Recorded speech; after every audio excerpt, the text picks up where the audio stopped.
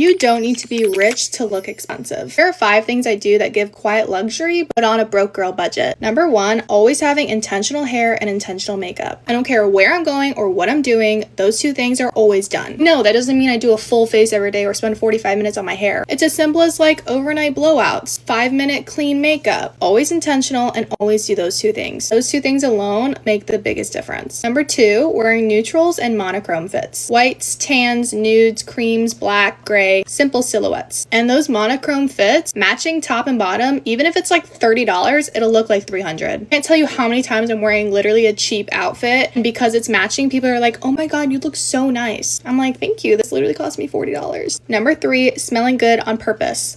Always. I layer lotion, body oil, and perfume. People might forget your outfit, but they will remember your scent because it literally lingers. Let me know if you want some good perfume recommendations. Number 4, nails and jewelry basics stay consistent. Always have clean nails, even if they're bare. They should be filed and well manicured. Like right now, I always have almond shape. They're not painted at all, but they look nice. And jewelry, just do like a couple of basics. Usually wear some earrings, like 1 or 2 rings, a bracelet or 2, maybe a watch. Don't overdo it, but those effortless details holds everything together. And number 5, the most important in my opinion, the way I carry myself. The most expensive looking thing about me is the way I walk into a room. Chin up, soft smile, slow pace. Energy first, outfit second. Looking expensive is about intention, not money. You don't need to dress designer to look desirable. Confidence sells the look more than any label ever will. Save this so you can watch it again later and start actually implementing these routines, and follow for more hot girl things made simple. I was asked about my beauty maintenance, so I'm going to give you a breakdown of everything that I get done, how much I spend, and how I ultimately fit it into my budget. When iPad is out, you know I have notes. So in terms of maintenance, things that I get done. Number 1, my lashes. I get my lashes done. I get a volume fill-in every 3 weeks. And I'm doing this breakdown annually, and then I will break it into monthly for the averages. But I get my lashes done every 3 weeks. That'll be about 17 times a year. Each set or refill cost me about $95. So we're at $16.15 for lashes. Waxing, I get waxes every month, and it's about $65 between like armpits and Brazilian.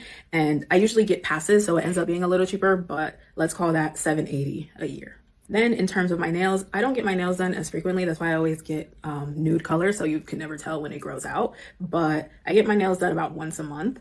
Sometimes more if I have an event or something that I'm going to, but if we call that 14 times a year, that's about $910. In terms of my feet, I do pedicures either like every other month or every 2 months. So if we call that 8 times a year, $400. And then my hair. Hair is the star of the show. You probably won't believe me, but I keep many of my sew-ins in for like 2 to 3 months. And I'm pretty good about maintaining my hair and all of that. So I can do my hair like once a quarter. But if I am not doing my hair once a quarter, or like I get braids or anything, I averaged it to about $1140 a year because my sew-ins are about $220 each time. And I also buy bundles from my hairstylist at least once a year. And the bundles are so good, they're reusable. Like I'm on my 3rd use of these bundles. So they can last me the whole year, and they usually do last me the whole year. So average that to about $1140. When I add all of these things together, the total was $48.45, and let's round up to $5,000.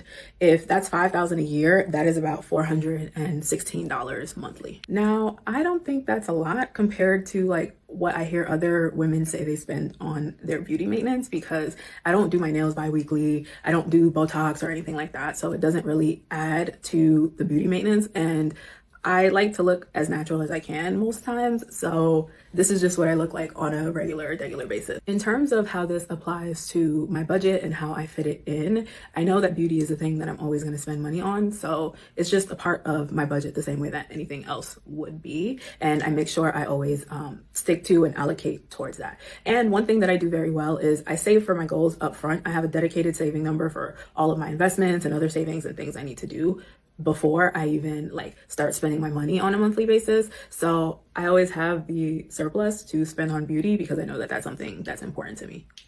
If you are looking to be luxurious on a daily basis, this video is for you. This is not for the girls that are closed-minded to luxurious living or leveling up, but I did some daily tips and y'all ate up the last video. So my tip for today is when you're starting out on your level up journey, and this is coming from somebody with a very extensive, luxurious, high-end collection, Do not invest in luxury brands and goods until you have your esthetician for your skincare, until you have your hair down, you have your manicure routine down. Like, do not invest in a Gucci handbag and you still walking outside in a bonnet. Okay. Like, there's certain priorities when you're leveling up, and there's certain stages that you need to hit first before you start going towards the leveling up of Hermes and Gucci and Prada and Christian Dior and Carolina Herrera, all those things, right?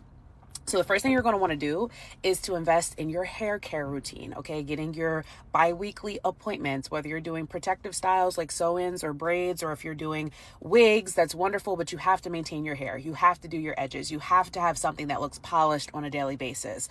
Also, it doesn't matter how much makeup you buy. If your skin is not together, babe, invest in an esthetician that's licensed, that's able to do monthly facials to get your skin together. You will spend so much less money, okay? You will save money by having better skin and paying and investing in an esthetician. And also have your nails together, whether you're doing acrylics, gel, overlay, or even keeping it bare. If you don't want to do, nail gel, I understand. But it needs to be manicured and it needs to look nice. Do not invest in no Gucci bag, no Hermes Birkin, no nothing if you don't have the basics done already, okay? So even if you have the basics done, I still wouldn't invest in any luxury goods until you have some savings in your bank account and some property in your name. But those are the ways that I kind of leveled up on the basics level, is doing your hair care, your esthetician for your skin, and your nails so that you look put together every single day. And then you can eventually invest in those luxury goods. How to stay pretty and polished without breaking the bank. Press-on nails. Getting your nails done every 2 weeks can get a little pricey. So my most convenient and most prized possession is my press-on nails. I just throw them on when I want to look polished. At-home waxing. Waxing is another thing that can get a little expensive. Every time I go get a wax, it's $90. Yeah, sometimes I like to be convenient and save a little money and do it myself. So I use this for my underarms and legs and use this for my private area. A good skincare routine is the key to always looking pretty and polished. But getting a professional facial can rip the pockets. So sometimes I like to do it myself. This is my favorite facial mask from Urban Hydration. This is their aloe vera gel. And last but not least, body care. Investing in good body washes, exfoliators, and moisturizers for your skin is always the quickest way to look pretty and polished.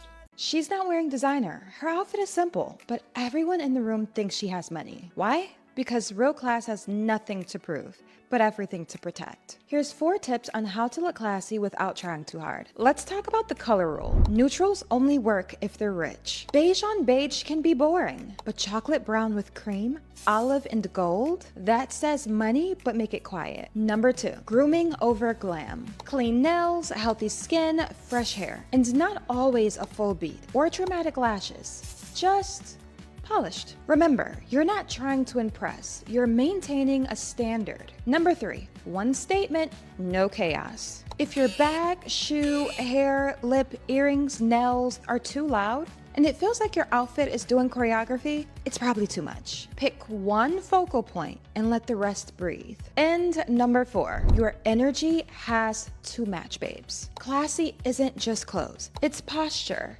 tone, and pace. You walk like you've been here before. You speak calmly, and you never chase attention.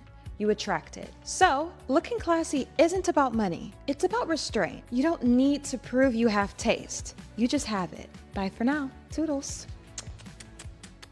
I refuse to leave my house without looking like a glazed donut. Not doing it. And you know what? You should also refuse. So let me show you how you're gonna look like you're literally glistening from the inside out. First things first, you're gonna wanna use an illuminator before you do your makeup so that your base is super dewy, super glowy, super juicy, I love the Say Glowy Super Gel, 10 out of 10. Now it's time for highlighter. This is the Fenty Beauty Kilowatt Highlighter, absolutely goated. When it comes to highlighting your face, placement is so key. You want to look at where light naturally hits your face and apply your highlight to those areas. I always connect my brow bone and cheekbone highlight because that really emphasizes that blinding glow. The light also hits my forehead, so I apply some here as well as my chin. I find that the brush you use is also super important. You want to use something feathered like so that it doesn't apply patchy and just diffuses really beautifully onto your skin. Now when it comes to eyes, I like to use a brush a little bit more detailed like this, and you're going to want to hit your inner corner and bring it slightly upwards, because as you can see, the light hits there as well. And I'm telling you, if you're taking pictures with flash, this makes such a difference. You're gonna look glistening, glazed, glowing. All the synonyms for glowing, you will look like it. The detailed brush just gives you a little bit more control, because you don't want to go too crazy with this and look like a disco ball. You just want to ever so slightly add that dimension to your face. I mean, you can already see the difference. Just really opened up my eye. And do the same on the other side. And I use the same brush for my nose and my cupid's bow. I like to call my nose highlight an exclamation mark because I never connect it. I just do a line down the center and a dot on the tip of my nose. I've been doing it forever. It gives that button nose effect and I love it. And to really bring that glow in, I like to use a glowy hydrating mist. This is the Gucci Brème de Beauté. It's such a fine mist and it really brings life back to your face, especially if you've used any powders. And last but definitely not least, Refi Body Glow. Don't play. This takes the glow next level. Like, it's actually unmatched. I also bring it down my arms so everything matches. I mean, this is the glow that you need. No, this is the glow that you deserve. Krispy Kreme will be out of business. Sorry to them. But you can thank me later. If you've said to yourself, you know what, now is the time for me to step up my game with my outfits. I need to figure out my style. What I don't think you should do is go and watch one of them capsule wardrobe videos that tells you need an oversized blazer, a boxy t-shirt, and 2 straight leg jeans. Unless that's your style, which you don't know yet, you probably won't need them. So, instead, we're going to use Pinterest. Pinterest is my best friend. It's delightful and delectable. You're going to go onto Pinterest and you're going to type in summer outfit. Because you haven't put an exact style, it will show you all types of summer outfits. Or autumn outfits, winter outfits, spring outfits, whatever you want. Then you're going to scroll. And then when you see something that you like, yay, number 1, well done you. Number 2, we're going to save. Save to a new board. Maybe call it the new me. I don't know. Do whatever you want. It's a free country-ish. Then you are going to continue going through this summer outfits kind of search, and every outfit that you like, even if it's just one specific thing in that outfit that you like, you're going to save it to your new board. After you've finished saving things to your new board, Pinterest, because it's just so smart, will go, aha, they like streetwear, or they like coastal grandmother chic. Oh, they love the 1950s inspired look. Let's show them more. So then you're just going to get even more of the kind of vibe that you're going for. Then after you've done that, you're going to look at your new me board and you're going to see what are the similarities. When you look through the board, maybe there's one colour that you continuously keep on adding. Maybe there's one style of skirt, maybe there's no skirt. Maybe there's loads of dresses and no trousers. Maybe there's loads of jeans. Maybe there's loads of bomber jackets. Maybe there's loads of silk. Maybe there's loads of chiffon. What you're going to do is then you're going to look, assess, and write it down. Write down the things that you see more than 5 times. Whether it be white trousers, white skinny jeans, red trainers, F1 bomber jackets, I don't know. Now, once you have a list, start from there.